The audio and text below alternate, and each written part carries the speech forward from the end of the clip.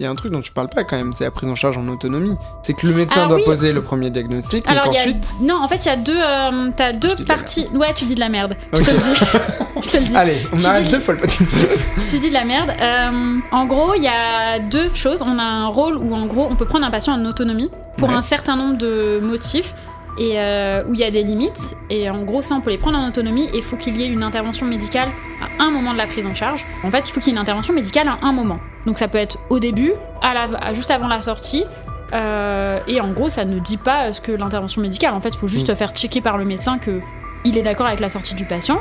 Mais ça rejoint ce que tu disais, que c'était large. Et en fait, et du coup il y a cette partie-là où on peut prendre des patients en autonomie, il faut qu'il y ait une intervention médicale, et il y a une autre partie où on peut prendre d'autres motifs de prise en charge, qui sont des motifs beaucoup plus vastes, et en fait il faut que le médecin il pose sa première hypothèse de diagnostic, il nous dise on part là-dessus, je te laisse gérer la prise en charge et on recheck ensemble après.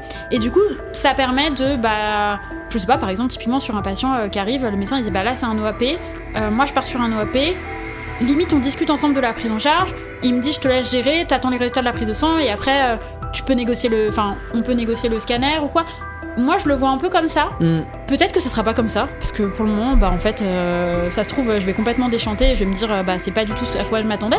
C'est possible, hein, mais encore une fois, c'est un coup de poker. Bienvenue dans Dopamine, le podcast qui accueille aussi bien des soignants que des soignés et toute personne qui gravite autour du monde du soin. Je m'appelle Jérémy, je suis infirmier anesthésiste et créateur de la chaîne de vulgarisation médicale Les Minutes de Jérémy. Je suis accompagné de Louis, qui est infirmier en réanimation et créateur de la chaîne YouTube de vulgarisation médicale également, Un homme en blanc. Et aujourd'hui, on est ravis d'accueillir pour cet épisode Flavie, qui a été initialement infirmière aux urgences et actuellement en 2e année de master pour devenir infirmière de pratique avancée, mention urgence. Elle détient également le DU de urgence vitale et réanimation, et elle est particulièrement calée sur les cardiologies et les électrocardiogrammes. Pâtissière hors pair, gymnaste, vous l'aurez compris, Flavie est hyperactive.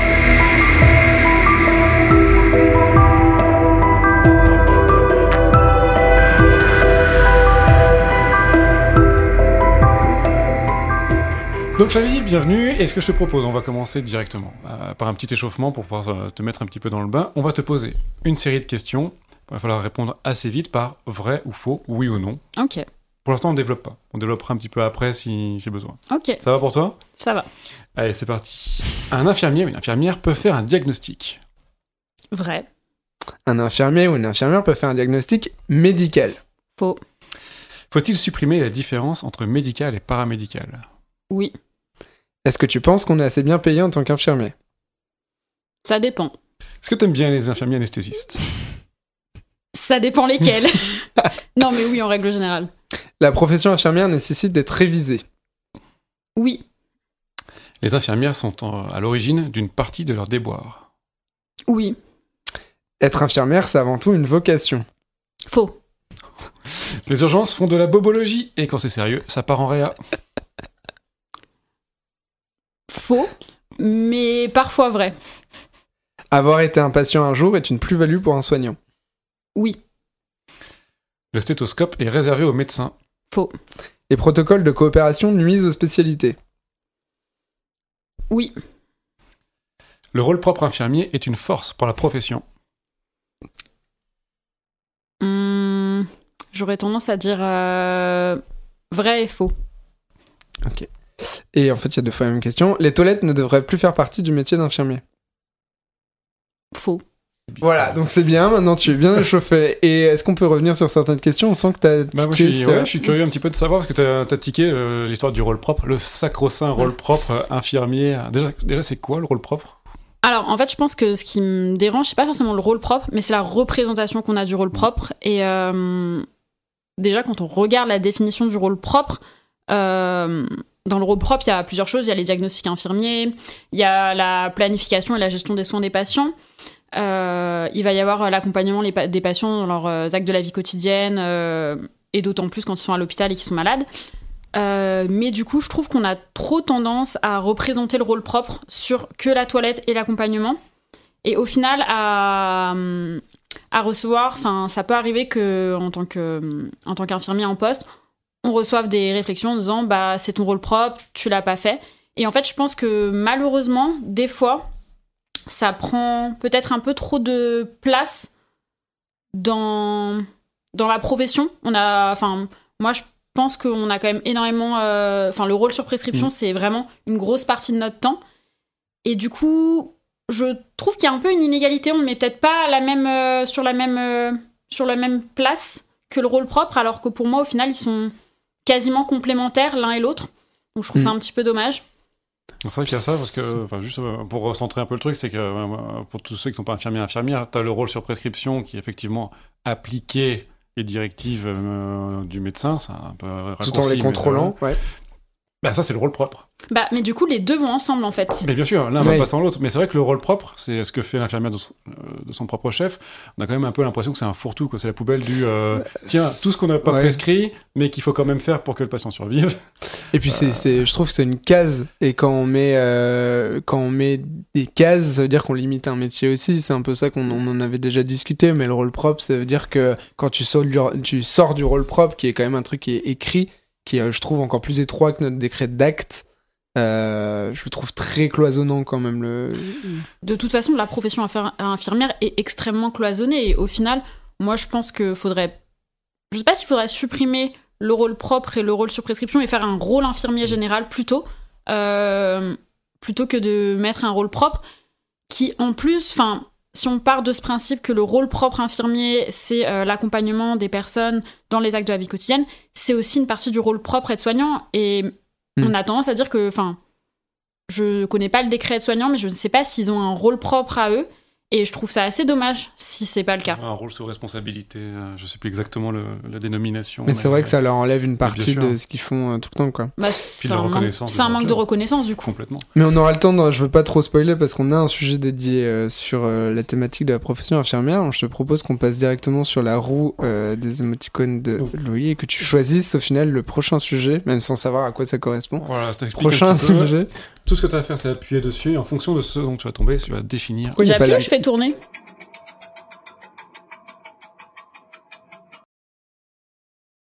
C'est exactement le sujet dont on parlait avant, mais on va pouvoir l'approfondir tout de suite. Quand on parle de l'évolution de la profession infirmière, c'est quelque chose qui te tient à cœur de défendre la profession infirmière et surtout ce qu'elle vaut. Pour toi, on en a déjà parlé un demi-mot dans les questions qu'on a posées, mais c'est quoi pour toi les freins de l'évolution de la profession infirmière ? Les infirmiers, en eux-mêmes. Tu les citeras en premier ? Je pense que on est en partie responsable du manque d'évolution. Je pense qu'il y a un manque de cohésion dans la profession, que ce soit entre spécialités. Ouais. Et d'autant plus au vu de mon statut d'étudiant anti-PA, je trouve qu'on a tendance un peu à se tirer dans les pattes les uns et les autres. Et c'est extrêmement dommage. Je pense qu'il y a en partie peut-être les médecins, tout ce qui est le côté médical du coup, qui une partie a tendance à ne pas être forcément pour. Ils ont leurs raisons, qui sont sûrement entendables et défendables, mais du coup je pense qu'en partie ils peuvent freiner l'évolution de la profession infirmière. Mais oui, je pense que peut-être aussi le gouvernement qui a tendance un peu à nous définir dans certains spots comme des exécutants. Et je pense aussi la représentation qu'ont les gens dans la société de la profession infirmière, en fait, tout simplement. Je pense qu'on a tendance à penser que... dans la tête des gens, l'infirmier, c'est celui qui donne les médicaments, qui pique, qui applique les prescriptions médicales bêtement. Et les gens ont un peu tendance à oublier qu'on a fait des études, qu'on réfléchit et qu'on a des connaissances aussi et un savoir. Ah mais moi, on m'a déjà regardé droit dans les yeux, un ami de mon cher grand-père paternel qui m'a dit droit dans les yeux, mais du coup un infirmier ça fait quoi à part piquer ? Du coup, Louis, tu fais quoi à part piquer tous les jours ? Je comprends pas. Prise de sang. Il gère des tuyaux ? Tu bosses en réa ? Tu gères des tuyaux en fait. T'es un peu plombier quoi. La phrase c'est quoi ? C'est les infirmiers en réa, vous mettez des tuyaux dans des trous. Et quand il n'y a pas de trou, vous faites un trou et vous mettez un tuyau. Je trouve que ça définit pas mal en fait. C'est pas mal. Il y a ça, puis les plombiers ont changé seringues, nous. On n'a pas besoin de... On n'a pas besoin de vraiment travailler, pas besoin de faire des études pour changer des seringues, mettre des médicaments. Si, à partir du moment où tu dois savoir ce qu'il y a dedans quand même, parce que potentiellement, dans ce qu'il y a dans les seringues, il y a des choses qui peuvent... Je pars du principe que faire les soins, c'est à la portée de tout le monde. Enfin, moi, c'est ce que je dis tout le temps, mais... la technique. La technique, on prend n'importe quelle personne dans la rue, en 5 minutes, on peut lui apprendre à faire. Par contre, savoir les surveillances qu'il y a derrière, pourquoi tu fais les choses, mettre du sens derrière... Je pense que c'est là où on parle de profession. C'est la protection, en fait. On est là pour protéger. Si jamais le médecin, pour une raison ou pour une autre, fait une prescription inadaptée et qu'on administre sans surveillance, sans corriger, c'est nous qui allons empoisonner la personne, en fait. On est le bras armé, de toute façon. Exactement. Donc, si on fait des études, si on est là pour repasser derrière, c'est précisément pour pouvoir justement protéger le patient d'une erreur qui peut arriver. Et accessoirement, en réa, on a aussi souvent les prescriptions QSP, c'est-à-dire tu dois mettre du médicament, quantité suffisante pour une tension à tel niveau. Et ça, c'est les prescriptions sous condition. C'est quand même c'est un peu touchy, quoi. Là, si tu sais pas ce que tu mets, les effets qu'il faut surveiller, tu vas retrouver ton patient, certes, avec une tension correcte, mais plié en deux, quoi. Et c'est ce que tu disais en disant, c'est surtout les gestes techniques, et je trouve notamment les IAD, je peux en parler vu que je suis IAD, mais qui défendent beaucoup en disant, nous, par exemple, au SMUR, souvent la phrase qui arrive, c'est oui, mais nous, au SMUR, on peut intuber. Ouais, mais si jamais tu te défends ta plus-value quelque part à cause d'un geste technique qui peut être appris, Lou, Mathilde, qui sont cadreurs derrière la cam, on les fait intuber pendant 3 jours sur mannequin complètement, ils savent mieux intuber ils savent intuber comme n'importe qui. Donc en fait, on peut pas défendre une plus-value d'une profession à travers un geste technique, je pense pas. Puis je pense que si on défend notre profession vis-à-vis des gestes, ça veut dire qu'on se résout à être que des exécutants, et du coup, c'est extrêmement dommage. Parce qu'il y a un vrai savoir et on a tendance à l'oublier, je trouve, de plus en plus. Oui, ça, je pense que oui. C'est toi qui m'as appris, donc je vais te reposer la question pour que tu puisses l'informer à tout le monde. Pourquoi en France, c'est toi qui m'a... Donc j'avais fait en juin de l'année dernière un mini docu sur la profession infirmière, mais l'idée du docu m'était venue d'une conversation avec Flavie, qui m'avait appris pourquoi en France particulièrement on a autant de mal à évoluer. Alors là on a parlé des infirmiers qui se tirent dans les pattes, on a parlé à demi-mot du corporatisme médical, mais pourquoi en France comparé au Canada où les IPA existent depuis 10 ans, en Angleterre où ça existe aussi depuis très très longtemps, pourquoi en France ? Eh bien parce que j'ai eu des cours là-dessus et du coup je peux répondre parce que je l'ai appris aussi vis-à-vis de mes cours cette année. En fait la profession infirmière elle a pas été... en France elle a pas eu la même racine que dans d'autres pays. Par exemple, dans tous les pays anglo-saxons, c'est Florence Nightingale qui est la pionnière niveau infirmière, et qui a créé cette profession-là. Et en France, quand elle est venue pour présenter la profession, en fait, le médecin, il me semble que c'est... Alors, j'ai plus le nom en tête, je crois que c'est Bournonville. Bournonville, ouais. Bournonville. Bourville, enfin, c'était... Bourville, c'est un autre. Ouais, c'est un autre, non, c'est Bournonville. Peut-être, okay. oui. Ouais. Désolée à lui si j'écorche son nom. Qui, en fait, a... Nous, on nous a... Enfin, dans les cours que j'ai eus, on nous a dit qu'il avait reçu Florence Nightingale à la Pitié-Salpêtrière et que, en fait, elle lui avait expliqué son modèle d'infirmière et que lui n'était pas en accord avec ça et que du coup ça n'avait pas été créé en France mais que lui du coup avait créé les infirmières telles que comme lui les voyait. Et ouais. Du coup en fait c'est ça la différence de notre profession de notre profession en France par rapport à d'autres pays anglo-saxons, c'est qu'en France la profession a été créée par des médecins pour des médecins. Ouais. Dans les autres pays la profession infirmière a été créée par des infirmières pour des infirmières. Donc elles ont pu créer en fait ce qu'elles avaient envie d'exercer. Et en France, je pense qu'on a été limité à cause de ça en partie. Et aussi avec la représentation qu'on a, où souvent on a tendance à dire que les infirmières descendent des bonnes sœurs, ce qui n'est pas... Après, pour le coup, Nightingale aussi, elle était religieuse à l'époque, elle a été baignée là-dedans, etc. Mais la différence, c'est qu'elle a eu des faits de guerre qui lui ont permis de se mettre en avant et qu'elle a eu un vrai poids dans le gouvernement tout de suite. Le pire, c'est que Nightingale est venue se former en France en partie, avant de revenir, je crois, justement, à la Pitié-Salpêtrière. Alors, ça, je ne sais pas, je crois. Je ne saurais pas, mais je n'ai pas étudié sa biographie, mais je pense que ça vaut le coup de regarder. Mais en tout cas, effectivement, ce que tu dis, c'est que en France, on a été sculpté par une autre profession, alors que dans les autres pays, c'est la profession qui a sculpté la profession. En France, on a aussi été souvent, on oppose, on dit, il y a Léonie Chaptal qui bossait avec Bournonville, disant, Chaptal c'est une infirmière et qui disait, qui a défini l'infirmière, je crois qu'il a ouvert la première école infirmière française et qui tenait son discours. Là, je lisais un truc il y a un moment maintenant, mais qui était hyper intéressant, qui disait « Ouais, Chaptal, on la prend en référence parce qu'elle dit justement, elle fait évoluer la profession infirmière. Elle ouvre des écoles d'infirmières. » Léonie Chaptal, elle disait aussi « L'infirmière doit être indépendante à condition qu'elle obéisse aux médecins. » Voilà. Voilà. Donc, en fait, c'est ça, c'est que nos pionnières, elles ont pas du tout été comme Nightingale ou comme, alors j'ai perdu les noms, Geneviève je ne sais plus son nom en Suisse, mais il n'y a pas eu effectivement ces femmes qui se sont imposées en tant que femmes, et en France, ça a été tout de suite en fait dans l'ombre du médecin. Donc en fait, l'air de rien, une profession du coup a été créée le diplôme, il date du début des années 1900. Notre diplôme, il a moins d'un siècle quand on regarde. Le rôle propre a été défini en 72, donc ça fait pas si vieux que ça, mais je trouve qu'il a pas forcément été assez réévalué aussi pour faire évoluer la profession depuis 72. Oui, tout à fait. Mais du coup, c'est vrai, quand on s'intéresse aux origines, on comprend un peu mieux pourquoi. Pourquoi aussi, t'as détaillé un peu qu'on se tirait dans les pattes entre spécialités et tout, il y a ça, mais pourquoi tu dis aussi que les infirmières sont leur propre ennemi pour l'évolution ?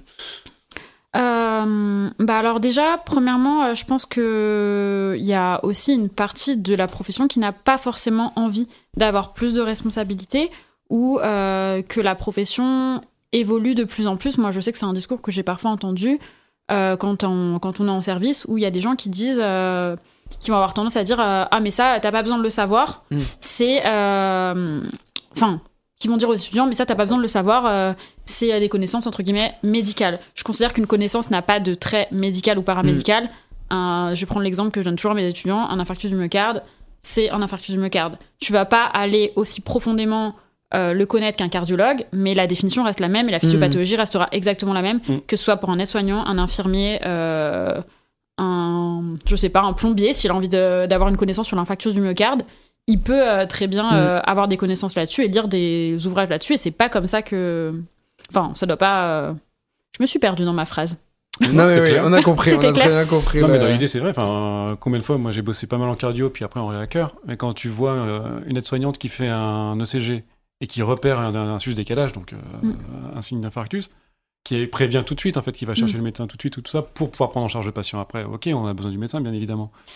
Mais elle est aide-soignante, et parce qu'elle a eu des connaissances qu'elle n'a pas le droit d'avoir, je sais pas, mais d'après ce que tu disais au début, enfin, c'est pas toi qui le disais, mais... grâce à ça, en fait, ça a pu accélérer énormément la prise en charge de la personne. Mais justement, parce que la connaissance, elle est à tout le monde, en fait. Mais là, tu vois, t'es déjà dans un autre niveau, parce que tu parles d'une aide-soignante, mais t'as des infirmières qui font toute la journée des ECG, et je suis sûr, sans cibler de personnes, que t'en as, même tu bosses aux urgences, t'en as forcément croisé, des infirmières qui font des ECG toute la journée et qui savent même pas lire. Je dis pas de les lire en profondeur, de savoir l'axe, etc., mais juste de pouvoir détecter une onde de Paradis, tu vois, par exemple. Je pense qu'il y en a de plus en plus qui veulent avoir ces connaissances. Moi, vraiment, je sais que c'est quelque chose souvent. Moi, je sais que j'adore les électrocardiogrammes, et c'est un truc. Au bout d'un an aux urgences, où je me suis vite dit, à force d'en faire, je me suis dit, t'en fais 10 par nuit. Il y a un moment. Et tout le monde en plus trouve ça chiant. Et je sais que nous, c'est clairement typiquement le soin qui a tendance à être refilé, où les infirmières disent c'est pas à nous de le faire, c'est aux externes, parce qu'on ne sait pas l'interpréter. Et en fait, c'est bête, parce qu'en fait, personne ne t'interdit d'apprendre à lire un électrocardiogramme et d'aller voir le médecin en disant je l'ai fait, j'ai repéré ça. Et au contraire, moi, les fois où je les ai fait, ça a été super bien perçu par les médecins. Ils étaient en mode très contents, et même ils avaient tendance à m'expliquer d'autres choses et à revenir vers moi pour me montrer d'autres choses. Donc en fait, je pense que vraiment, il y a aussi une part de la profession qui se freine elle-même à ne pas aller rechercher des connaissances. Et ça, on le voit, par exemple, moi, je sais qu'on en a parlé en cours, parce qu'on a pas mal de cours sur la recherche, et en fait, les infirmiers ne sont pas plus... je pense que ça vise à aller de mieux en mieux, mais on publie beaucoup moins que d'autres professions qui sont moins représentées. Par exemple, les manips radio ont tendance à publier plus que les infirmiers. Ouais. Alors qu'ils sont très peu. À faire de la recherche, mais ils sont très productifs. Ouais. Mais ils sont très productifs. Donc, je sais pas pourquoi la profession infirmière a tendance à ne pas s'investir assez là-dedans. Je parle pas de toute la profession, je pense qu'il y en a beaucoup qui font ça et qui le font très bien d'ailleurs. Mais je pense qu'il y a une grande partie où je pense qu'on n'est peut-être pas assez sensibilisé à ça pendant nos études. C'est un sujet qu'on abordera avec Gary, du coup, au niveau de la recherche aussi. On n'y est pas sensibilisé, mais il y a tout le côté sociétal. Toute la société pense que l'infirmière est la petite main du médecin, à tel point que je pense qu'une partie des infirmières y croient et que c'est oui. Dans notre formation, moi j'ai eu dans notre formation, c'est vous êtes là pour bosser pour le médecin. Moi j'avais compris qu'on bossait avec le médecin. Ah oui, c'est vrai, c'est avec le médecin. Je pense que nos propres représentations qu'on a de nous-mêmes nous limitent. Hein. Mais je pense qu'on a été conditionnés là-dessus aussi, selon les IFSI dans lesquels on était, selon ce qu'on nous dit, selon les tutrices et tuteurs qu'on a eu en stage. Je pense qu'on est vraiment préconditionnés à avoir presque ce syndrome de l'imposteur. Et selon le service dans lequel tu es, en fait, parce que tu as des services où les infirmiers vont être beaucoup plus autonomes et vont... Enfin, moi je sais qu'aux urgences, c'est vraiment pour ça que j'ai choisi ce service-là, c'est qu'on a tendance à être très vite autonome et à être assez vite écouté par les médecins, parce qu'en fait je pense que plus dans un service c'est le bordel et c'est la merde, plus on a besoin de travailler ensemble et plus on va prendre les plus-values de chacun et s'écouter et se rendre compte que tout le monde a des compétences et que tout le monde peut aider.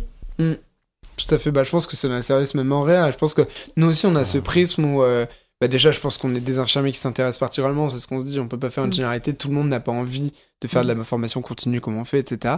Mais on a aussi la chance de travailler dans des services où on a une proximité et des frontières qui sont beaucoup plus minces que dans un service de pneumologie où t'as les infirmières qui vous voient les médecins et où t'as pas de transmission commune, où t'as pas ce genre de truc, quoi. On est dans des services où on est de base... on a beaucoup plus de liberté, de responsabilité et de proximité avec le staff médical quand même. Après, quel que soit le service, il faut faire ses preuves aussi. Hein. Oui. Ça, on sent qu'on est mis à l'épreuve aussi. Après, je pense qu'il ne faut pas généraliser forcément réanimation, urgence. Moi, là, par exemple, pendant mon stage cette année, j'ai été en service de médecine aiguë polyvalente, qui fait de la médecine interne et de la médecine un peu... c'est le service d'aval des urgences, donc on récupère un peu tout. Et en fait, je suis tombée sur des infirmières qui avaient vraiment... des médecins qui cherchaient à les former, qui avaient énormément de formation. En fait, je pense que ça dépend vraiment de la politique du service. Et moi, en comparaison aux urgences dans mon service, malheureusement, avec le turnover, avec les problèmes, les problèmes d'équipe, les problèmes de personnel et ça, j'ai trouvé qu'on avait moins de formation que dans ce service-là. Au final. Tu vois, ça, on est rempli d'a priori aussi. Ouais, non, mais je pense qu'il y a beaucoup d'a priori, mais... Oui, c'est vrai. Et c'est vrai que moi, je fais mon expérience de stage, et c'est vrai que dans les stages, tu devais vous voyez le médecin et tu les voyais pas. Enfin, il y avait vraiment une vraie distance, mais tant mieux, du coup, c'est chouette de voir aussi que ça évolue dans d'autres services. Tu vois, moi, j'ai eu cette expérience-là en réanimation. Ah ouais. Alors qu'aux urgences, pas du tout, et en service de médecine, je l'ai pas eu non plus. Ok, tu vois. Ça, la médecine interne, je trouve que c'est vraiment le service d'excellence pour les infirmières, où elles doivent être bonnes partout. Elles doivent connaître un maximum de trucs, être présentes... Si j'arrête la réa, j'irai en médecine interne, je pense. Après, en plus, je trouve que souvent, c'est des médecins moi, en tout cas, là où je suis tombée, c'était des médecins qui avaient des connaissances incroyables et qui étaient extrêmement pédagogues, extrêmement formateurs. Et ça se ressentait dans leur façon. Quand ils expliquaient un truc à une infirmière, ils ne disaient jamais « fais ça ». Ils disaient « fais ça pour ça ». Et du coup, en fait, je trouve que les équipes étaient vraiment bien formées. Ok. Trop bien. Donc en vrai je pense que ça dépend vraiment du service et moi j'encourage tous les infirmiers et surtout les jeunes à aller dans des services comme ça où on vous propose des cours, on vous propose des formations et à pas hésiter à faire des DU ou des choses comme ça. Ça donne du sens au métier en fait. Tu sais pourquoi t'es là. Mais surtout que je trouve que dans la formation, les professions médicales, même si j'aime pas, ont tendance à beaucoup plus aller se former, à beaucoup plus faire des DU et à beaucoup plus s'autofinancer des DU, je trouve. Moi, je sais que j'ai énormément de médecins, peut-être parce qu'ils n'ont pas forcément les mêmes revenus aussi, les conditions économiques qui jouent peut-être pour beaucoup, mais c'est vrai que moi, quand je compare avec le nombre de collègues avec lesquels je travaille qui ont un DU, il y en a pas énormément. Il y en a pour des anciens, mais c'est vrai que je trouve que c'est dommage, on en fait peut-être pas assez. Ça aide la formation continue aussi. On voit bien qu'il y a des services qui se forment plus que d'autres aussi, quoi. Après, il y a aussi le côté politique pour les médecins, parce qu'un DU infirmier, côté un DU, peu importe, c'est bien, ça te rapporte une plus-value, ça apporte une plus-value au service, mais en fait, ça ne changera absolument ça changera pas grand-chose. Pour les médecins, ça peut leur permettre d'accéder à certains postes, s'il va être PU, s'il va être machin... Oui, puis ça permet de faire d'ODAC, par exemple, je sais qu'en médecine générale, ils peuvent faire le DU de gynéco pouvoir... Oui, là, pour le coup, il y a un vrai... Alors pour les sages-femmes aussi. Que nous, en fait, ça nous apporte pas forcément... Ça va nous apporter des connaissances, mais pas des compétences en plus. Et pas forcément de reconnaissance en plus. Sauf en pédagogie, pour le coup. Où là, pour le coup, tu vois, c'est un peu obligatoire d'avoir au moins une formation, un DU pour la SIMU, ce genre de truc. Mais oui, sinon, c'est vrai, on parle de ton DU. Tu as fait le DU de réanimation. J'en ai parlé en intro. Soins infirmiers en réanimation et urgence vitale. Oui, voilà, c'est ça. Donc clairement, ça t'a permis d'avoir des connaissances que tu aurais eues si tu étais allé en réa, mais des connaissances théoriques que tu n'avais pas forcément aux urgences parce que ça touchait la... Bon, c'est un DU qui est pour urgence et réa, donc il y a quand même il y a quand même pas mal de connaissances urgence dedans, et c'était assez mixte sur les deux, ce DU là. Mais non, puis c'était quand même intéressant parce qu'on a eu, pour le coup, on a vraiment eu des cours où les médecins étaient vraiment, parce que là, du coup, encore une fois, c'est quasiment, je crois, je dirais 70% du DU, c'était des médecins qui ont fait cours. Ça, encore une fois, je trouve que c'est un petit peu dommage, mais bon. En tout cas, ils ont fait des cours de très bonne qualité et les connaissances étaient là derrière, et au contraire, ils n'étaient pas du tout limitants dans ce qu'ils nous apprenaient. Ok. Oui. Ok, suspense les amis, nous allons tomber et sur... c'est le... souvenir joyeux. Est-ce que tu as une anecdote, quelque chose, un souvenir vraiment qui t'a marqué, dans le bon sens du terme, depuis que tu as commencé infirmière?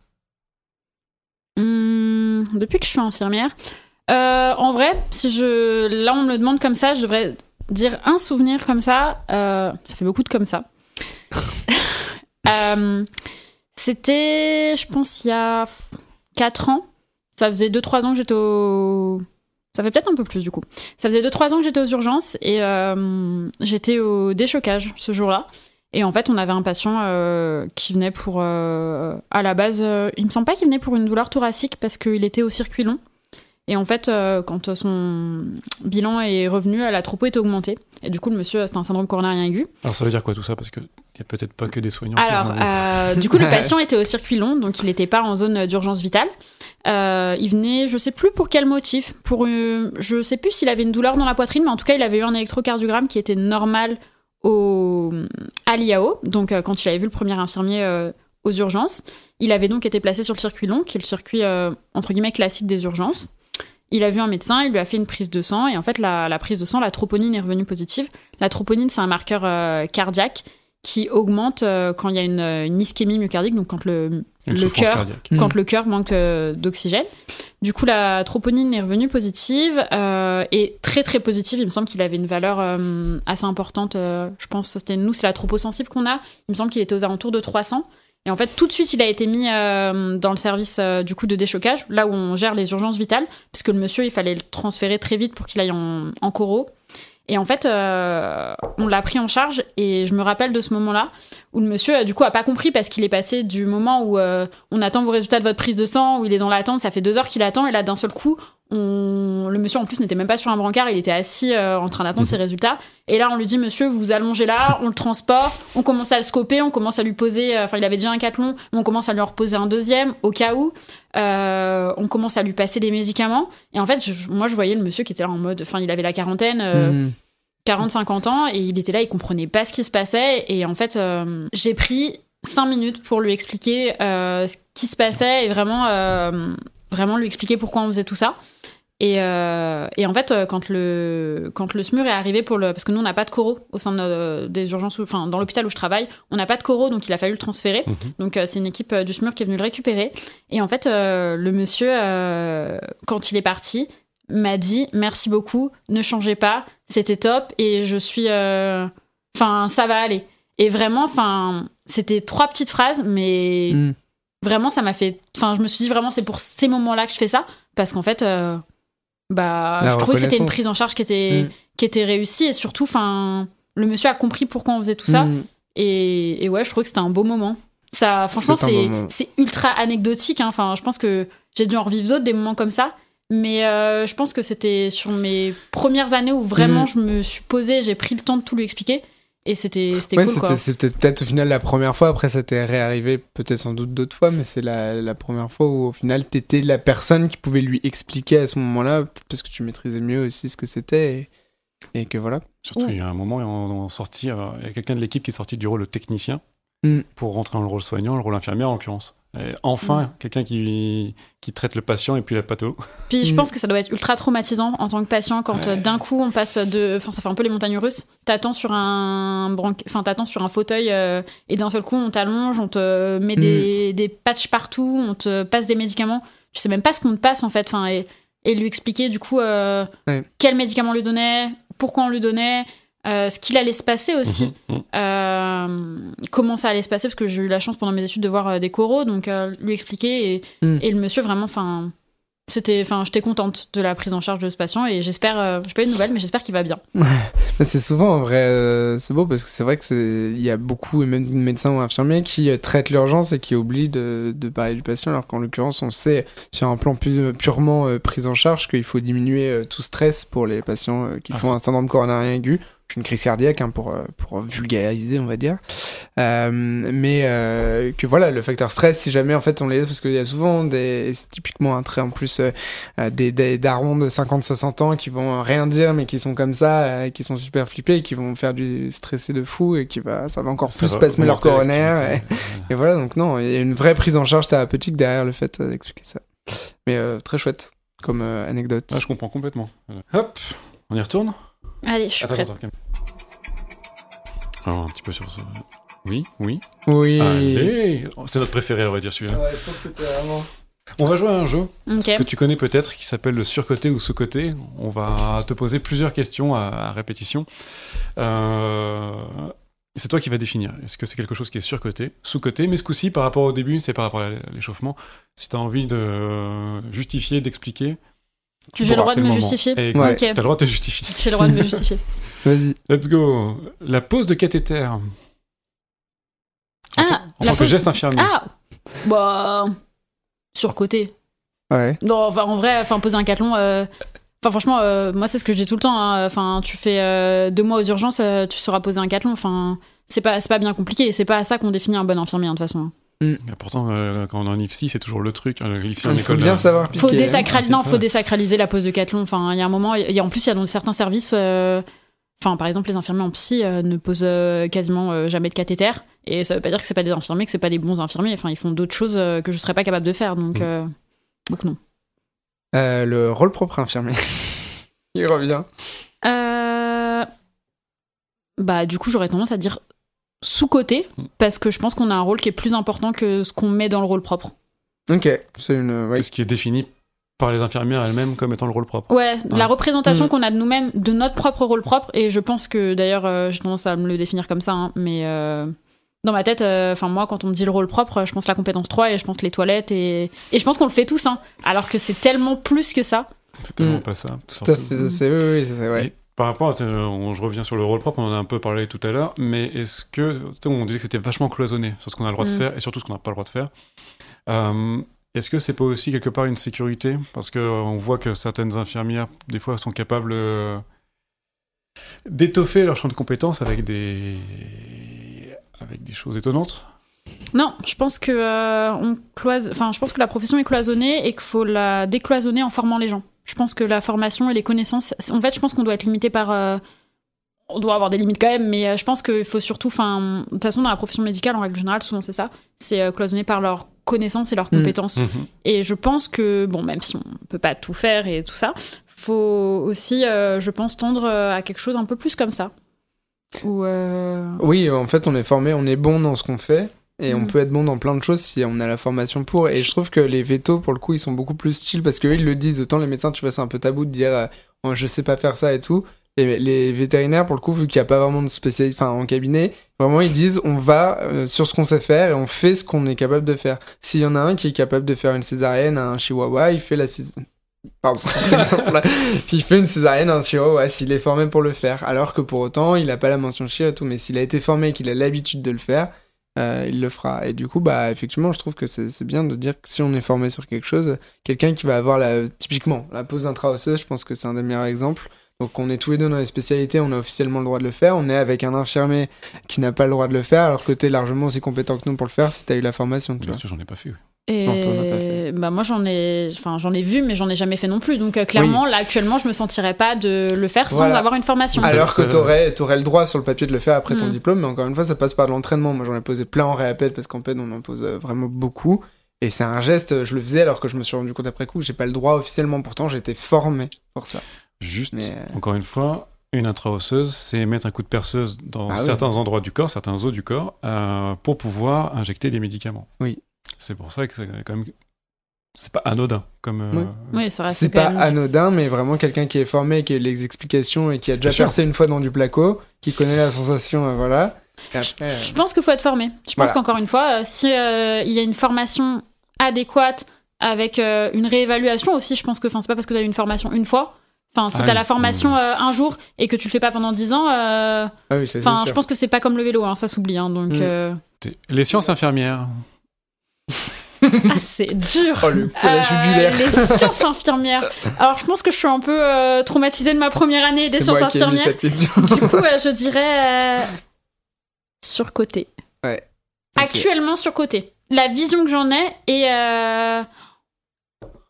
je trouve que c'est beaucoup de blabla et beaucoup de théories. J'ai l'impression qu'on prend beaucoup de théories à plein de choses. Et que ça nous dessert plus qu'autre chose. Moi, c'est mon avis. J'ai pas eu l'impression, en tout cas moi, d'avoir des réels apports qui me servent au quotidien. Et c'est ça le problème, c'est que j'ai pas l'impression d'avoir des choses qui s'appliquent dans mon quotidien.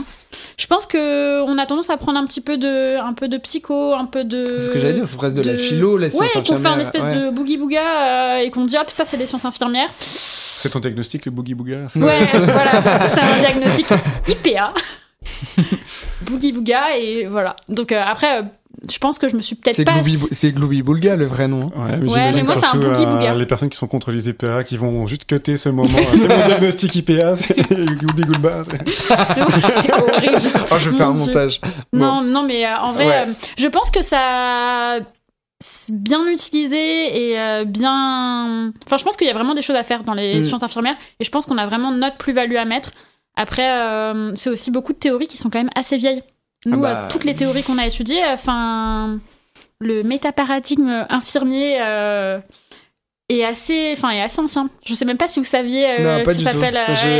Il y a 3 paradigmes dans le métaparadigme. Ouais, on va changer de question. Allez, ça me fait chier. Non, en fait.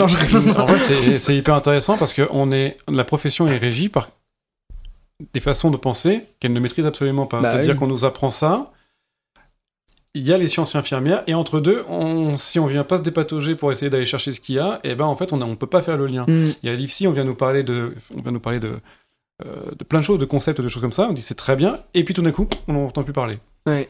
Mais on peut pas les utiliser, on peut pas checker ça. C'est dur à mobiliser, je trouve. Et bien sûr. Et le problème, c'est que je pense que plus ça va être dur à mobiliser, plus les gens ne vont pas les mobiliser, parce que clairement, si on comprend rien à quelque chose, on va pas aller l'apprendre aux autres déjà. Vraiment, moi je me sentirais pas du tout capable d'apprendre les sciences infirmières à des étudiants ou quoi, parce que c'est pas du tout quelque chose que je maîtrise et que je pense qu'il faut peut-être remanier un petit peu tout ça pour que ça soit beaucoup plus abordable et peut-être beaucoup plus parlant. Ouais, je pense. On va voir ce qui arrive là. C'est à partir de septembre là, dans un mois.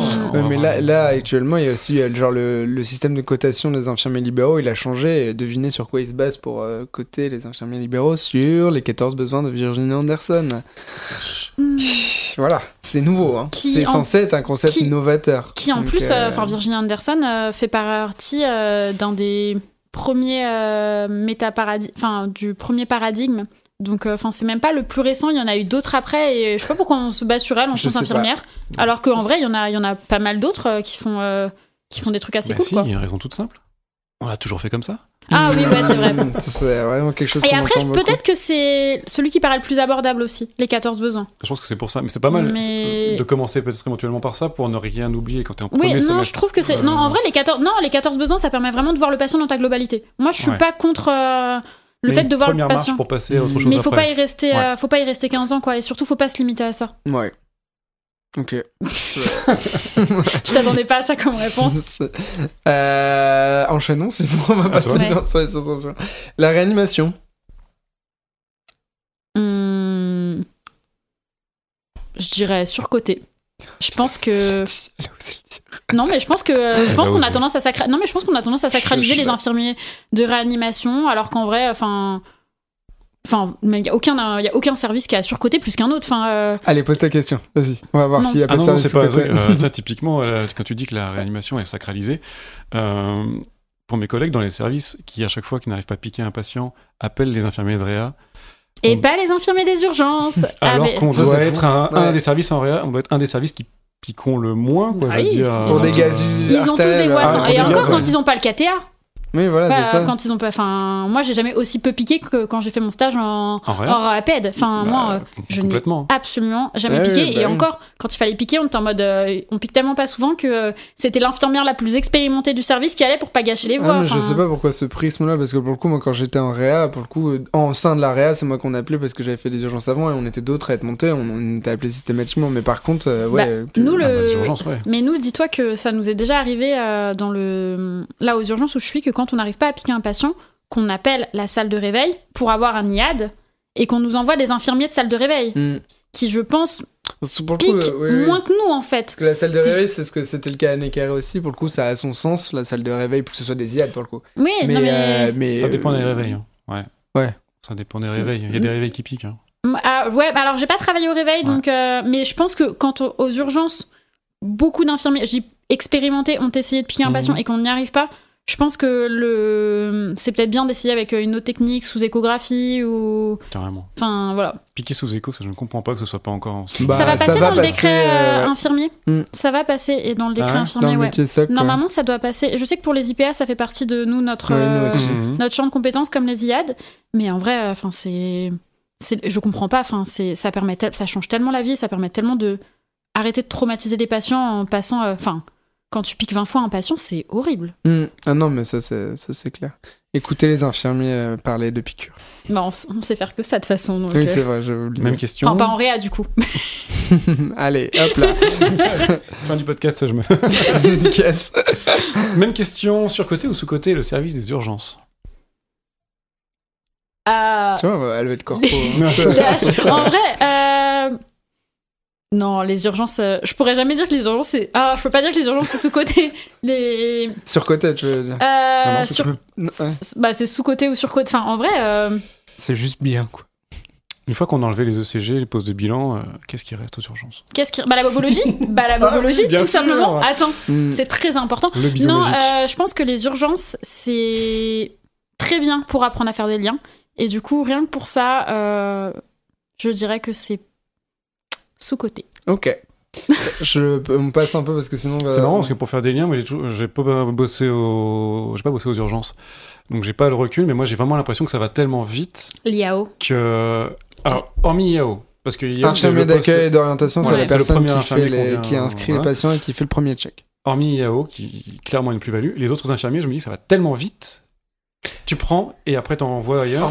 Tu es d'accord avec moi que pour le coup, pour avoir bossé aussi aux urgences mais pédiatriques, tu peux très facilement faire le robot aux urgences. Si t'es pas quelqu'un foncièrement comme toi ou moi qui s'intéresse aux urgences, tu peux très facilement faire les choses par automatisme et faire aucun lien. Je pense qu'aux urgences, il y a vraiment peut-être deux teams. Tu vas avoir la team qui vont faire bête et méchant, enfin vite. Mais en vrai, si aux urgences t'as envie de t'intéresser, moi je pense que c'est le service où tu... Après, il y a plein de services que tu peux apprendre tous les jours. Mais aux urgences, tu vois tellement de choses tout le temps que si tu poses des questions et que tu te demandes pourquoi, en fait, tu t'apprends tous les jours. Et vraiment, en tant que IOA, je sais plus si on dit IOA et pas IAO. Et puis surtout, c'est ultra formateur. Je pense que pour être un bon IOA ou IAO, il faut un moment revoir ses connaissances et aller approfondir. Dernière, on va raccourcir un peu, la lecture critique d'articles pour les infirmiers. C'est sous-côté. Il faut le faire. Je pense qu'on le fait pas assez parce que déjà, beaucoup d'articles sont en anglais et qu'on a tendance à voir une montagne quand on n'est pas bilingue, alors que franchement il existe Google... DeepL. puis Google Traduction, maintenant les PDF on peut les mettre en français et en plus il y a plein d'articles qui sont super intéressants, et même si c'est pas des articles foncièrement que infirmiers, il y a des articles médicaux qui sont très intéressants et qu'il faut lire. Bien sûr, mais c'est surtout qu'on n'a pas cette culture là parce qu'on ne l'apprend pas dès l'école, mais ça j'espère que dès le métier socle on sera formé à la lecture critique d'articles, parce que c'est ça qui crée le fossé entre le médical et le paramédical. On m'a fait lire des articles. Lire des articles et la lecture critique, c'est pas la même chose. Surtout que pour être directeur avoir fait jury de mémoire, t'as de tout entre Moi, j'ai fait un mémoire d'infirmier où elle avait plus de 100 entrées dans sa bibliographie. C'était presque mieux sourcé qu'une thèse, que certaines thèses d'exercice. Et t'as des mémoires où t'as 15 entrées, quoi. Puis je pense qu'encore une fois, on a tendance à s'en faire une montagne, à se dire que c'est pas accessible, alors qu'en fait, n'importe qui. Moi, je sais que dans l'hôpital où je suis, il y a une des aides-soignantes de l'équipe mobile de gériatrie qui publie. Et je trouve ça incroyable. Enfin, même les oui, aides-soignants. Enfin, en vrai, Mm. moi, je pense qu'il faudrait mettre tout le monde autour d'une table, médecin, infirmier, aide-soignant, et dire moi, j'ai lu tel article, ça parle de ça, on en parle 5 minutes, et voilà. Ils quoi. font Enfin, ça dans c'est- certains services. Hein. En vrai, Les journaux, faire ça en ça mode, existe, un nom en anglais. en mode café-gâteau, Ouais. et Non, on mais parle. c'est un vrai truc, le club journal, en fait. Dans des... Non, mais c'est très anglo-saxon, mais en France, il y en a dans quelques-uns. J'aurais beaucoup aimé monter ça. À condition que ce soit un autre nom, sinon je trouve que c'est une super idée. On n'a rien dit, on n'a pas donné de nom. Bah, un club de lecture. Allez, on enchaîne. Allez, appuyons. Il reste... J'y ai cru. Bon, le même principe que le smiley qui est content mais qui est triste, la pire prise en charge que tu as eue en termes de charge mentale ou de... Enfin, qui t'a le plus marqué dans ta carrière? Eh ben, je pense que c'est la première fois où je me suis dit que je voulais quitter mon service. C'était juste après le Covid. On était encore en la période où aux urgences on avait énormément de patients qui venaient. C'était post-confinement plutôt que post-Covid parce qu'il y avait encore des Covid. Mais moi j'étais à l'accueil ce jour-là, j'étais infirmière IOA. Et en fait, je voulais un box d'isolement pour un patient qui était Covid positif. Et au moment où les urgences étaient assez blindées, c'était en hiver, il y avait du monde partout, des brancards partout dans les couloirs. Et en fait, je pousse un brancard, enfin, je cherche un box. Et au moment où je cherche un box, il y a un interne, un externe, je saurais pas le distinguer, je crois que c'était un externe à ce moment-là, qui me dit, qui cherchait une autre patiente et qui me dit, est-ce que t'as vu cette dame-là? Je lui dis bah non, je sais pas, et on voit une dame allongée sur le ventre avec les bras comme ça. Je lui dis mais c'est peut-être cette dame-là. Et en fait, au moment où je mets la main sur le drap, je sens que c'est humide et je me suis dit merde, elle a fait une crise d'épilepsie parce que quand on fait une crise d'épilepsie, il peut y avoir une perte d'urine. Et je mets la main sur le drap et je me dis bah merde, la dame a crisé. Enfin, et en fait la dame est sur le ventre, donc je vois pas son thorax se soulever. Et du coup, j'ai le réflexe de chercher un pouls parce que bah j'avais aucun moyen de savoir et la dame me répondait pas. Et en fait, je me suis rendu compte que la dame était en arrêt cardio-respi. Ouais. Et en fait, cette dame, ça faisait 6 ou 7 heures qu'elle était dans les urgences, il me semble, qu'elle avait été vue là le matin. Et en fait, bon, on a eu le fin mot de l'histoire et au final, c'était quelque chose qu'on n'aurait pas forcément pu éviter. Mais c'était assez traumatisant parce que du coup, bah, la dame, c'est moi qui l'ai retrouvée en arrêt. Elle a été poussée au déchocage et malheureusement, on n'a jamais pu la récupérer. C'était une dame qui était quand même assez jeune. Je pense qu'elle avait entre 30 et 40 ans, qu'on a eu la famille derrière, qu'on a eu le mari, qu'on lui a expliqué, qui nous a expliqué qu'il avait un bébé de moins d'1 an. Ouais, et il y a eu toute la famille qui est venue, et c'était une patiente d'origine africaine, donc avec une famille qui était assez expressive. Et en fait, on a reparlé avec des médecins, et ils me disaient qu'en fait, dans leur culture, il faut montrer aux défunts qu'on ne veut pas qu'ils partent, donc qui sont assez expressifs. Mais ça a été assez traumatisant ce jour-là. Et bah, d'ailleurs, on a eu une réunion. J'ai trouvé ça très bien. Le chef de service nous a fait une réunion le lendemain pour en parler. Parce que moi, je me rappelle que j'avais travaillé de nuit, mais du coup, j'avais quasiment pas dormi de la journée. Et j'étais allée chez un pote qui était externe à ce moment-là. Et j'avais passé mon après-midi à pleurer en lui racontant l'histoire parce que vraiment, ça m'avait traumatisée de me dire que cette dame était morte dans l'indifférence d'un couloir des urgences. Tu culpabilisais du coup Pas forcément parce que moi c'était ma prise de poste. Je pense qu'il devait être 22h et moi j'avais commencé à 21h10 et qu'encore une fois, moi la dame elle était pas dans mon champ visuel parce que moi j'étais à l'IAO, mais la dame n'avait pas été vue et en fait malheureusement c'est parfois ce qui arrive, des gens dans les urgences sont pas forcément réévalués et on savait pas vraiment la dame avait pas été vue donc sous la responsabilité de qui elle était. Normalement, c'est encore sous la responsabilité de l'IAO, mais vu qu'elle est plus dans le champ visuel et qu'en plus, moi, c'est pas moi qui l'ai triée et qu'on était hors délai de prise en charge, parce qu'il me semble qu'elle était tri 3 ou tri 4, donc tri 3, elle doit être vue dans les 60 minutes, tri 4, elle doit être vue dans les 120 minutes. Donc là, il me semble qu'elle était là depuis donc peut-être. Elle était hors délai. Ouais, il me semble qu'elle était là depuis le début de l'après-midi, donc en fait, elle était complètement hors délai. Donc c'est compliqué et ça a été. De toute façon, il y a une RMM pour en reparler, pour redébriefer de la chose. Mais encore une fois, me dire que moi, c'était vraiment de me dire qu'elle était presque morte dans l'indifférence des urgences. Je trouve ça assez traumatisant. Et tu disais que quelque chose qui a failli te faire raccrocher la blouse? Pas raccrocher la blouse, mais parce qu'en vrai, j'aime vraiment ce que je fais et que je pense qu'il en faudrait beaucoup plus, mais qui m'a fait me remettre en question en me disant est-ce que j'ai envie de travailler dans ces conditions-là en fait. C'est sur les conditions de travail en me disant c'est pour travailler en ayant des prises en charge comme ça qui ne sont pas décentes pour une personne, ça m'intéresse pas. Heureusement, je trouve que ça a quand même bien évolué et que ça a quand même pas mal changé ces derniers temps. En tout cas, au sein de mon service, on a réussi à réorganiser les choses et pour que ça arrive beaucoup moins. Et, ça, c'est quelque chose... après, 8 ans, c'est la seule fois où ça m'est arrivé quelque chose d'aussi grave. et d'aussi traumatisant, mais ça reste quand même que... C'est quelque chose... on en a déjà entendu parler ailleurs. C'est des faits divers, des urgences, quoi. C'est même pas du classique, c'est horrible de dire ça, mais malheureusement quelque chose qu'on a à une période, en tout cas, beaucoup entendu sur les personnes qui décédaient sur les brancards, etc. Je pense que c'est pour ça qu'il y a beaucoup de services d'urgence qui se sont mis en grève. Je pense que c'est pour ça qu'il y a beaucoup de services d'urgence qui ont fermé. Que le mouvement anti-urgence a été créé à l'époque et tout ça. Et qu'il y a beaucoup d'infirmiers des urgences qui sont partis et qui ont arrêté de travailler aux urgences à cause de ça. Mais bon. Et cette histoire, t'as réussi à... Parce que du coup, donc c'était la première situation un peu... Alors je dirais pas traumatisante, mais C'est pas la première, parce que je pense qu'on en a tous des décès un petit peu traumatisants où on se dit que la prise en charge n'a pas été optimum. Mais là, c'était le plus traumatisant dans le fait que je pense que je m'attendais pas à retrouver quelqu'un à ce moment-là, qu'il y a eu la famille, qu'on me dise qu'elle avait un enfant en bas âge. Enfin voilà, je pense que c'était une association de choses. Et surtout, voir la détresse de la famille au-delà du décès, c'était plus la détresse familiale qui m'a vraiment... en tout cas, c'est quelque chose que tu te rappelles parfaitement aujourd'hui. Donc, c'est qu'effectivement, ça t'a... Il faut que tu prennes la bonne. Je vais pas te mettre la pression, mais... Il faut que je prenne la... Yes. Allez, c'est parfait. Ok. Alors, on a un nouvel outil. On a un nouvel outil. Je vais te le présenter. On a une lettre qui a été écrite par quelqu'un de ton entourage. Non. De mon entourage. Reste dans le point, s'il te plaît, sinon tu vas être flou au moment où je vais lire la lettre. Ok. Non, mais pas mon entourage. Mais attends, mais t'as demandé ça à qui ? Tu verras. C'est toi qui as écrit la lettre ? Non, ce n'est pas moi qui ai écrit la lettre. Attends, mais qui a écrit la lettre ? J'ai des sources. Alors, je lui ai demandé en tout cas de faire une lettre pour te décrire toi en tant que personne et en tant qu'infirmière. J'ai la chance de vous parler de Flavie, mon amie qui m'est chère et une professionnelle d'exception. Nous connaissons depuis le lycée. C'est Rebecca, j'en étais sûre quand tu m'as dit ça. Depuis tout ce temps. Flavie n'a cessé de m'impressionner. Je pourrais vous dire qu'elle est brillante, qu'elle est capable de transformer n'importe quelle situation difficile en un moment gérable, voire parfois en une aventure à raconter. Elle s'est illustrée à l'instant pour ça. Mais cela ne suffirait pas à capturer la personne exceptionnelle qu'elle est. Nous avons suivi des chemins parallèles, elle en tant qu'infirmière et moi en médecine. Nous avons même partagé quelques moments souvenirs aux urgences lorsque j'étais encore étudiante. Si je devais vous donner une image de Flavie dans son élément, je la vois se déplacer avec une énergie contagieuse, prenant soin de chaque patient avec une attention si particulière qu'on se dit qu'il n'y a pas d'autre manière de faire. Peu importe la situation, Flavie traite chaque patient avec la même intensité, la même curiosité et surtout avec le même respect. Cette curiosité, parlons-en.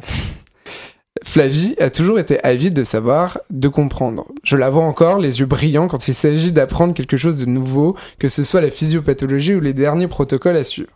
Et ce qui est encore plus admirable chez elle, c'est sa capacité à transmettre ce savoir. Elle ne se contente pas d'apprendre pour elle-même, elle partage, elle enseigne, elle inspire. Mais Flavie, ce n'est pas juste une somme de compétences techniques et de connaissances, c'est aussi une personne qui dans les moments de tension garde un sang-froid impressionnant, capable de trouver des solutions là où tout semble bloqué. Je me souviens d'un moment particulièrement marquant, et c'est drôle, j'en ai entendu parler de cette histoire. Ah, de la Thaïlande. Lors d'un voyage en Thaïlande, où nous nous sommes retrouvés à devoir gérer un patient en plein vol, en détresse respiratoire, probablement un œdème aigu du poumon hypertensif. Moi, je venais à peine de passer mes ECN et de finir la fac, je craignais d'aggraver les choses, de me tromper. Et là, face à cette situation, Flavie était là. Avec son calme habituel, elle a pris les choses en main, posant une perfusion à 10 000 pieds d'altitude, encore une fois l'infirmière qui pose la perf, avec un bout de scotch d'écolier. Autant vous dire que ce jour-là, je me suis dit qu'elle avait un petit quelque chose de superwoman. Aujourd'hui, Flavie suit une formation pour devenir infirmière en pratique avancée, spécialité urgence, un sujet dont on n'a pas encore vraiment parlé, et je n'ai aucun doute qu'elle va, une fois de plus, transformer son environnement. Elle allie son expérience solide des urgences adultes à une soif insatiable de connaissances. C'est une combinaison qui, j'en suis convaincu, va révolutionner sa pratique et apporter une nouvelle dimension à la prise en charge des patients. En tant qu'amie, Flavie est tout aussi remarquable, son énergie, sa générosité et sa manière de trouver une solution, que ce soit dans les vies ou au travail, en font une personne splendide. Elle est de ces personnes que l'on est heureux de connaître, qui inspirent et qui apportent quelque chose de précieux autour d'elle. Flavie, c'est toi, une professionnelle extraordinaire et une amie incroyable. Je suis fier de toi et je sais que ce n'est que le début de toutes les choses formidables que tu vas accomplir. Merci d'être toi. Oh, je pleure pas facilement, du coup je pleurerai pas, mais... Elle m'a dit tu la filmes pas si jamais elle pleure. Donc, voilà. Elle est trop mignonne. Non, elle a une très belle plume. En plus de ça, elle écrit... C'est très bien écrit. Non, elle écrit très très très très très très bien. Voilà. C'était le petit moment émotion. C'était le petit... je voulais voir comment quelqu'un d'extérieur allait pouvoir te décrire en tant qu'infirmière, parce que je pense que tu te décrirais pas comme ça. Non, après je pense que c'est faussé aussi. Hein. Je pense que tu demandes à mes collègues... Non mais honnêtement... Non, mais je pense que là, voilà, Rebecca, on a travaillé ensemble quand elle était externe. Elle a travaillé sur des petites brides avec moi, donc je pense que il y a des collègues à moi qui doivent en avoir marre de moi. Hein. Enfin, je pense que je peux être assez insupportable et très très relou et des fois pas du tout aimable dans ma façon de parler. Je pense que faut. Mais ouais, après, elle me connaît bien et on se connaît depuis longtemps et on a évolué ensemble, donc c'est cool. Il y a un gros truc qui ressort et qui rejoint et qui est un peu aussi le pourquoi je voulais absolument qu'on t'invite sur ce podcast, c'est la curiosité intellectuelle que t'as et le fait que, je dirais pas que t'es hors norme parce que ça voudrait dire que ça te met au-dessus, mais tu fais partie de cette branche des infirmiers. En tout cas, on l'a dit, c'est quand même un truc central qui veut voir plus, qui veut pas se contenter des acquis, tirer la profession. Oui, tu vois, là, c'est ça, tu fais partie des... Je pense que j'ai eu la chance d'être entourée par des gens curieux autour de moi et que du coup, ça aide beaucoup quand t'es entouré par des gens qui ont envie de comprendre, d'apprendre plus et ouais, enfin typiquement Rebecca, c'est la première. C'est la première et je sais qu'elle fera un super cardiopédiatre dans quelques années. Mais elle sera contente de devoir, tu lui rends la lettre. Ouais. Une chance sur deux, tout à fait. Je veux le sapin. Tu veux le sapin ? Ouais. Ah bah tu vois, je veux le sapin. Voilà, tu veux le sapin. Allez, le sapin, c'est quoi ? Ah, c'est un arbre. Putain, je me disais, voilà, parfait. On a parlé dans l'intro, on en a parlé dans la lettre, etc. Tu vas devenir infirmier de pratique avancée mention urgence, donc c'est-à-dire que tu as fait une année de socle commun et une année, là, actuellement, où tu es en train de te spécialiser dans la mention urgence. Une question qu'on te pose tout le temps et que tu as déjà posée, Louis, avant qu'on enregistre et que je vais te reposer, même si tu en as marre qu'on te pose cette question, c'est... ton métier, ce sera quoi, du coup ? En vrai, alors ça, je pense que c'est la pire question qu'on puisse me poser.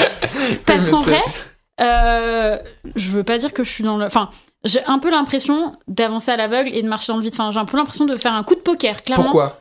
Parce qu'en fait, déjà, premièrement, moi, quand j'ai fait ma demande pour rentrer à la fac pour faire IPA, infirmière en pratique avancée, je crois que des infirmiers mention urgence, il y en avait 5 de diplômés en France, donc... Il y en avait déjà.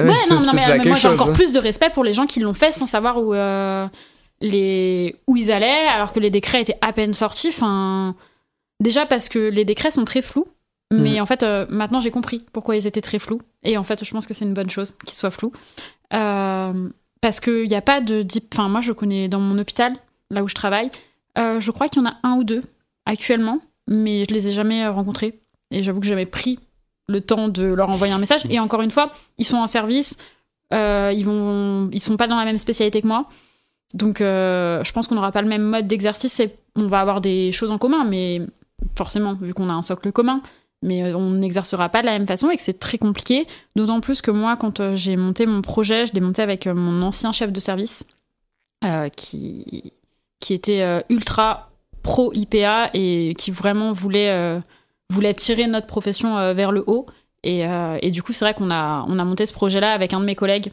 du coup parce que je suis pas toute seule, mais en fait mon chef de service est parti et du coup j'ai un nouveau chef de service et jusqu'à présent je ne savais pas comment ça allait s'organiser. On a commencé à le voir et en fait on s'est dit qu'on allait voir au fur et à mesure de l'année. Et ouais, mais en fait, je pourrais décrire ma profession et c'est quoi une IPA quand j'aurais rencontré un IPA urgence en stage et que j'aurais vu comment il travaille et que je travaillerais. Pour le moment, je suis pas forcément capable de dire ce que ça va être. Je pense que j'ai des représentations. Ouais, t'as déjà commencé à travailler. Je les confronte à la réalité. T'as déjà commencé à travailler. Alors, moi, de ce que j'entends, je sais pas ce que t'entends de ton côté, mais c'est surtout très dépendant des hôpitaux. Le champ de liberté des IPA est très dépendant du service dans lequel t'es. Je pense que le circuit sur lequel on va te mettre aux urgences est dépendant des hôpitaux. Après, par contre, ce que tu peux faire, c'est limité par notre décret. Avant, il y avait alors, il me semble qu'il y a encore le protocole d'organisation, mais que ça va sûrement ne plus être d'actualité. D'ailleurs, ça se trouve... Protocole de coopération ? Non, le protocole d'organisation. Le protocole de coopération, c'est pour les infirmiers. Ah oui, et pour les IPA, c'est un protocole... Alors, en gros, il y a le protocole de coopération qui permet, du coup, par exemple, aux infirmiers de faire des sutures. Et en gros, c'est dépendant de l'endroit où tu travailles. C'est-à-dire que tu peux être formé pour la suture et tu pourras faire des sutures que dans l'hôpital où il y a le protocole de coopération qui est signé par les infirmiers et par les médecins. Et tu ne peux le faire que là. Le protocole d'organisation, c'est ce qui avait été créé pour les IPA pour définir, en gros, ce que tu vas faire et comment ça va s'organiser comment va s'organiser ton travail en tant qu'IPA dans ton service. Ils sont en train de revenir là-dessus parce que, en fait, c'est un peu compliqué, mais en gros, il fallait que ça soit signé par les médecins du service et qu'en fait, si ça change, tout peut changer et du coup, c'est pas sécurisant pour les IPA qui travaillent. Et surtout, en fait, on a un décret, il y a un cadre législatif, donc en fait, pourquoi il y a besoin en plus de rajouter un protocole et surtout, ça apportait un manque d'uniformité sur la profession IPA, urgence. Dans le sens où tu peux être dans le sud de la France dans un hôpital et travailler d'une certaine façon et à Paris tu feras autre chose.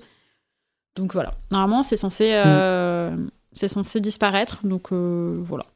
Mais là du coup tu te mouilles pas trop en disant que tu vas attendre, donc moi je vais t'obliger à te mouiller un peu en te posant la question fatidique de au final les IPA urgences vous allez faire des soins techniques.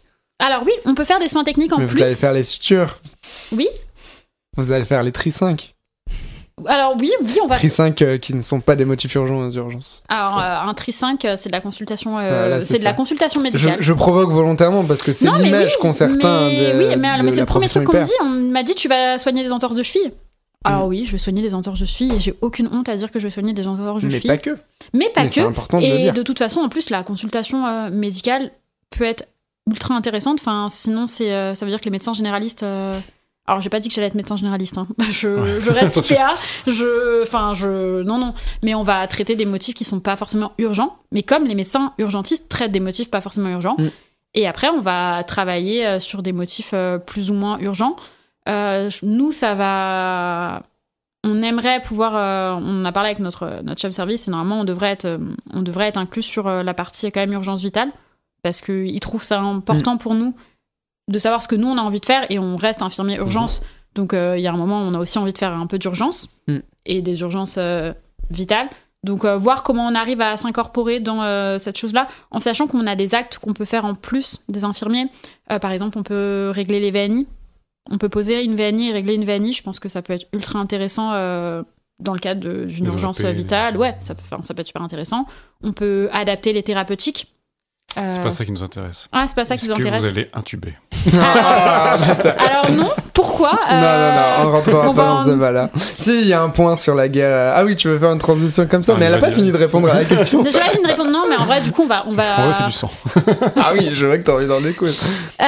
Non, je n'intuberai pas parce que ce n'est pas dans mon décret de compétences. Je peux poser un...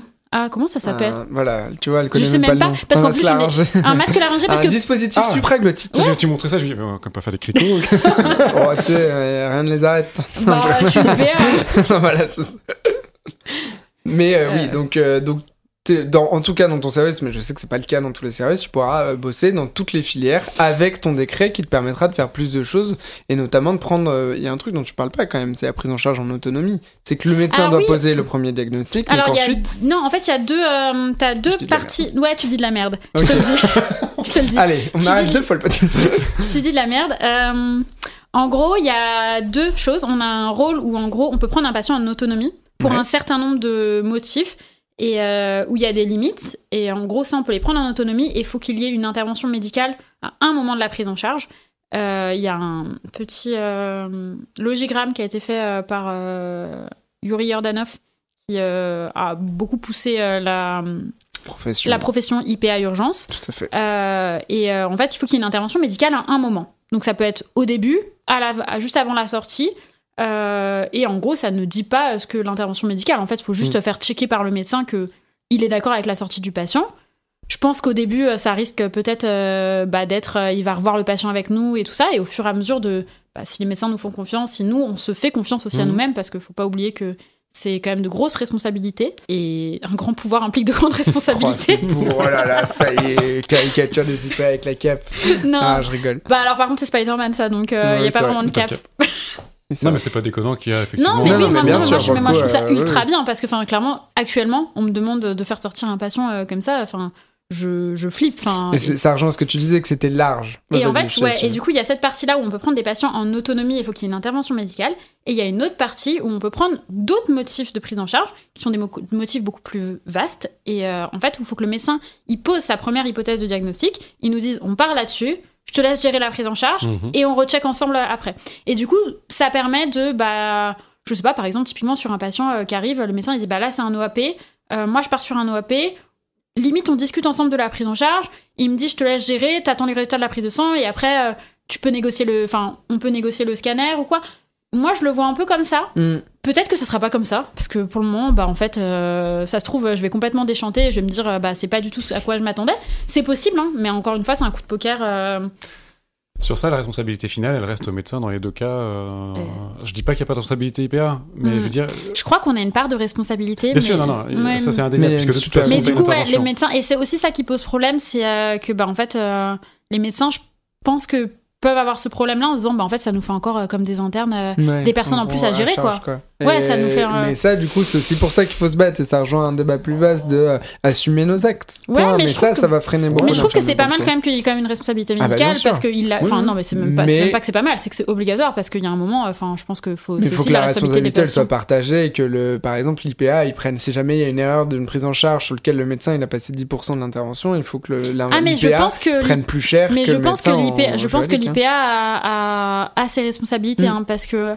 Et d'autant plus, moi, aux urgences, en tout cas, il y aura toujours un médecin à proximité, mais toutes les IPA qui travaillent et qui voient des patients en autonomie, en consultation, et qui n'ont pas forcément de médecin tout de suite sous la main, c'est quand même leur responsabilité, et Tu parles de libéral Pas forcément, mais à l'hôpital, par exemple, les IPA qui vont suivre des patients, je sais pas, une IPA qui est spé en pathologie chronique stabilisée, et qui voit, par exemple, des patients parkinsoniens.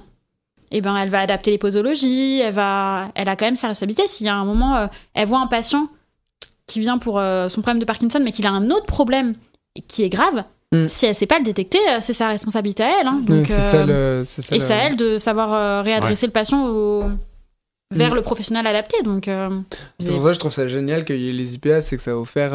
déjà, je pense que ça peut remotiver des gens à faire infirmier parce que ça offre des opportunités derrière et que, je pense, comme toi, les infirmiers aux urgences, t'as quand même...